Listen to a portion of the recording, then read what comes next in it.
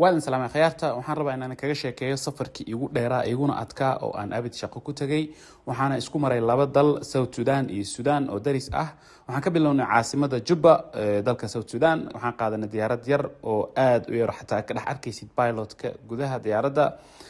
kadib waxaan tagnay magaalo yar oo ayadana aan diyaarada waaweyn ku degi karin magaaladaas waxaan ka qaadanay gawaari oo waqti dheer nagu qaatay wadadana waxay ahayd wada dhiiqo iyo rafaad badan waxaan u soconay xuduudda markaas Sudan inaan ka gudubno muddo dheer kadib waxaan galnay Sudan waxaana ma aragtay ka bilownay tuulooyinka ugu horeeyo waxaan dul marnay webiga Niil oo aad u dheer oo u qurux badan waxaan kadib gaarnay meesha ay degan yihiin qaxootiga Sudan ee ka soo qaxeen ilaa iyo caasimada Khartoum iyo gobolada ku hareeraysan meeshan waxa weeyaan gobol la dhaho White Nile State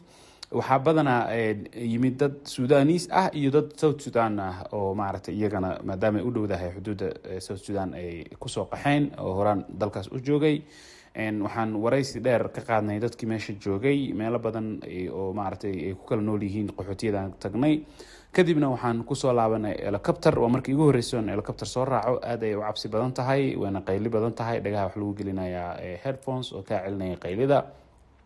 group ayaan ku soconay shaqo dheer kadib insha Allah waxaan soo qabanay waxaan idin ku soo gudbin doonaa postiga dambe mahadsanidin